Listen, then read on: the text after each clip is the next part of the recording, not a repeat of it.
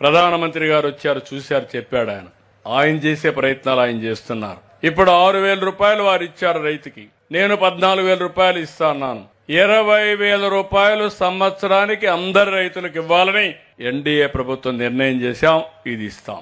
ఈ రోజు ఒక పక్కన చూస్తే ఎప్పుడన్నా విపత్తు వస్తుంది. ఈ సంవత్సరం లాస్ట్ టైం ఈ ప్రభుత్వం వస్తేనే 310 కోట్లు ఇచ్చాం. నిన్న మొంత తుఫాన్ వచ్చింది. ఇంకొక 400 ఆ ప్రాంతంలో అవుతుంది. ఎన్యూమరేషన్ అంతా ఫైనలైజ్ చేస్తాం, తొందరలో ఇస్తాం.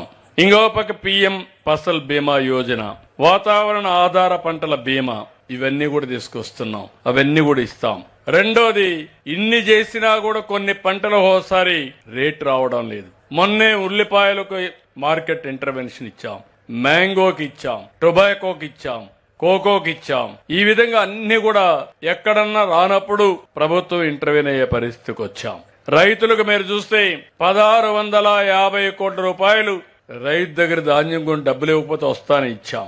అదే మరి ఇప్పటికీ 15,955 కోట్ల రూపాయలు ధాన్యాన్ని కొన్నాం.